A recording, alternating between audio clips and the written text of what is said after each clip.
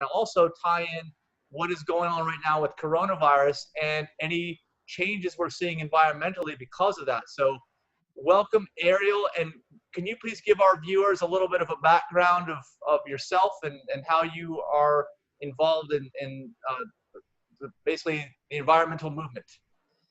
Thank you, Mike. Yes, I am a trained climate reality leadership member, and my mission in life is to educate people about climate change, how it's impacting us, and what we can do to change those impacts. We have a chapter here in Lee County called the Lee County Chapter of Climate Reality. We're on Facebook if anybody cares to look us up. And I was a teacher and an instructor at Tufts University in Boston for probably 16 years, part-time. And when I retired, I thought, what can I do to help? And this is the biggest issue facing us. So that's why I'm here.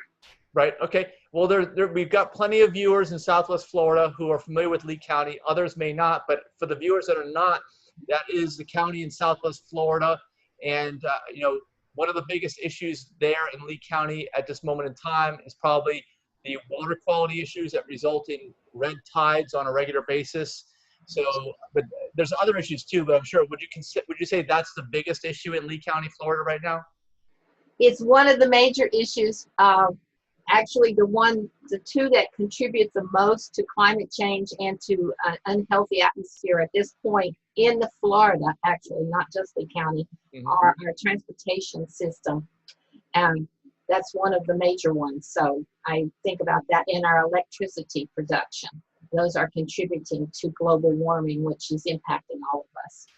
Okay. Well, I'm just curious, it's a little bit of a side, but how is electrical production done in Florida that creates environmental issues? We can just talk about this just for a minute there. Sure. A lot of our plants are coal-powered, and coal-powered plants are one of the most polluting things, and the coal ash has lots of toxic chemicals. So I totally understand that. Yeah, it's like to me, it's an older technology, right? So we need to move towards newer, cleaner technologies.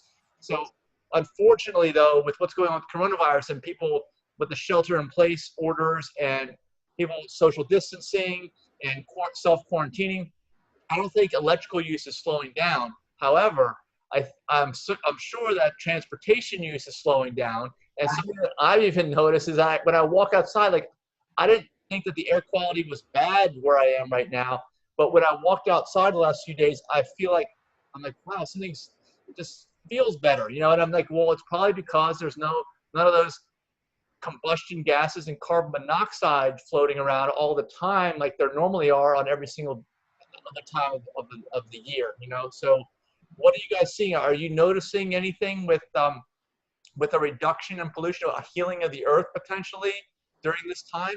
Yes, I do notice that the emissions are way down, which is good for all of us because obviously these emissions are not healthy for us. I do think it's a chance for the earth to take a breath, literally and figuratively, and for us to actually sit back and think about what we can do to keep it this nice, the air that's nice to breathe. Yeah, I hear you. And you may be more familiar with this than I am, but from what I've seen over the last year or so in the news is that a lot of urban areas, heavily populated, densely urban areas, are in the process of banning the use of internal combustion engines in those areas. Are you familiar with that? Yes, I do think there are some, especially in Europe, the city center, they often ban them and make them pedestrian-only zones, which is lovely. Yeah. So I guess we're getting a little glimpse of that. And it's not quite the same, but it's quickly moving in that direction. At least this last week here, Sunday through today, Friday. Right. I think we're the 20th of March. Yeah, it's been almost a week now of this situation that we've been in, and I have definitely noticed some benefits, and I can't wait until things like that spread around because it makes you want to go out more. It makes you want to do more things. Like I said, I didn't even realize anything was wrong before, but when you remove that, then you recognize the problems it's causing. Exactly, and the fact that we as a state don't even have any kind of car inspection, which is the first time I've lived in the state like Florida. where you don't even regulate what comes out of your car or your bus or anything. Not having all those cars, you will notice it because obviously the air's cleaner. Yes, absolutely. Well, I guess with electric vehicles, you don't need to test any emissions because there aren't any emissions. Right. but like you said, you want to make sure that that electricity that's being produced is going to be as efficient and environmentally friendly as possible. You know, Right. so that and I will say that we got a lot of development in our renewable energy structure in the last couple of years. It's developing much faster. so everything you see everything moving in that direction. Are you confident that things are going to keep moving in that direction for renewable energy? Yes, because the price is right. It's on parity with coal, and sometimes cheaper than coal. Okay, well, you're talking about for electrical production, or you're talking about for transportation? Both. Yeah. But okay, now let me ask you a question. For transportation, you probably noticed that oil prices and gasoline prices have plummeted with this crisis that's happened. Right. Is that going to be a setback for moving to renewable transportations like electric vehicles, at least potentially renewable versus internal combustion engines? Is it going to be a setback because these gas prices are so low? It obviously is a setback in our country. It's not happening all over the world like this. We do need some kind of tax, I think, to make it more competitive.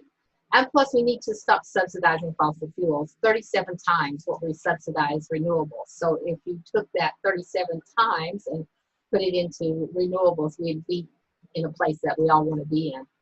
Okay, well, that unfortunately sounds like what's going on with folks' eating habits. I feel like, the wrong foods are subsidized. You're telling me the wrong fuel sources or energy sources are subsidized. So is this also similar to the food system because of existing industries that have strong lobbying efforts in Washington? Do you think that is part of it, or is it something else? I think it's that, but I also think it's habits. We need to figure out a way to make a vegan diet more celebratory, because the big roast on the table and all of those iconic images, we need to find a way around that and to make it not only morally better, because it already is morally and health-wise better to have a vegetarian or vegan diet. We need to make it something that everybody understands that we have to get to. True. So that handles the food side. Now on the energy side, why are the wrong things being incented on the energy side? Well, I think we all know that these people have the people in the fossil fuel industry have a strong grasp on our elected officials. And that's part of the problem when they can donate so much money, our money, frankly, to politicians. Obviously, it's hard to get them to vote more energetically for renewable sources. Right. So it sounds like a similar thing where existing industries have a lot of money and they're leveraging that as a way to keep out competing newer cleaner technologies, better technologies. Yes, that's certainly one of it. And right now, gas, like you said, is very cheap. Yeah. But the health effects are not cheap, and we don't count those. So. True. Yeah, that's the thing. It's those external costs, right? So almost in a way, you can say that an unrealized hidden cost of eating animal products is potentially these viruses that not just this one, but other swine flu, other things that are similar. We can't pinpoint exactly where they came from, but I think most people I've talked to that are experts in this area say that animal agriculture has a negative impact on that. So the same thing needs to be done with the energy anyway. Right. It's a complicated process, but at least people like you are out there and doing it.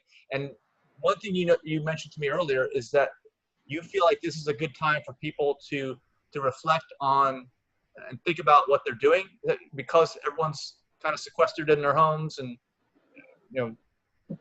yeah, we don't have time to we can't go out and party really, so it's a good time to think about our lives, what we're doing with our lives. Are we living the best life we can?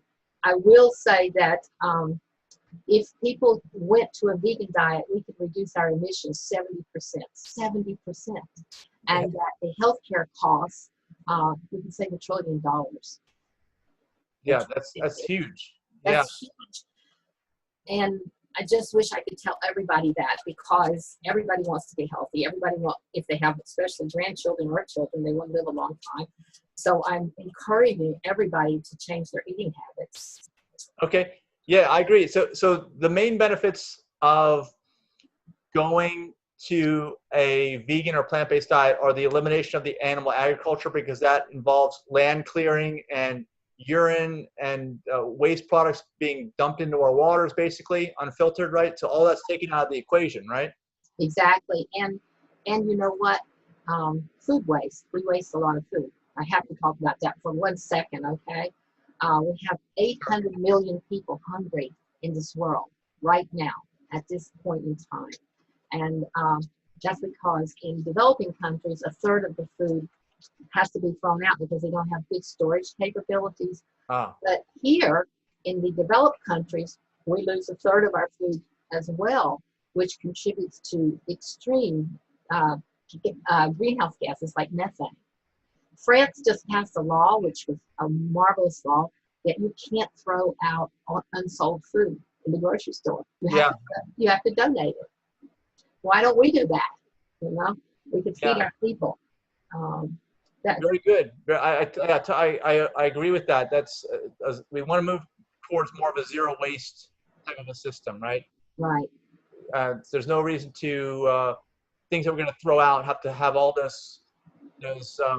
all that effort and resources wasted to bring those things to you if you're just going to throw them out. It just doesn't make any sense. I know. And did you know that I probably should tell your listeners this, because they may not understand that palm oil is destroying our tropical rainforests. Right. And you need to look at your food before you buy it, because palm oil is in a lot of products because it's cheap and it makes it taste better. But here's what's happening. They're cutting down the tropical forests, which sequester carbon and stabilize the weather patterns in those areas. And by doing that, obviously there's going to be less stability in the atmosphere, less oxygen, and we harm our indigenous people. So those are reasons to not buy products with palm oil in them.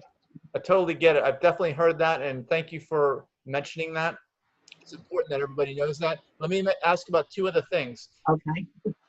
First is dealing with food, since we're on food. How do you feel about how organic fruits and vegetables compare with conventionally farmed and their environmental impact? Well, they're a lot better. My husband and I had a home garden for 30 years when we lived in a more conducive climate than a sand climate where we are now. I mean, the sand land. And we've always been organic farmers. You don't have to deal with those pesticides. They're not good for you. You can do a lot of different things when you grow organically that are healthier for your body. They don't put all those pollutions in the air, and the commercial fertilizer also is really bad for you and for the global warming aspect. Okay. So that sounds pretty clear. If you can go organic, do it. I know it's more expensive for people. For most people, that means just buying organic. So that means organic, sometimes they say it's the code word for twice as expensive, as it usually is, but it does help the environment. So if you can afford to, I would highly recommend. It sounds like you would recommend as well. If people can do that, do it. And last question I have is dealing with, the great American dream, which is owning a house with a green lawn, which is usually not native in most places. How do you feel about houses that have manicured lawns, grass lawns, as opposed to native landscapes? Does that make a difference in the water quality and other things environmentally? Yes, it makes a difference in the water quality because you don't have all that commercial runoff, which is why we get these blue-green algal blooms and red tides, all this fertilizer going into our waterways.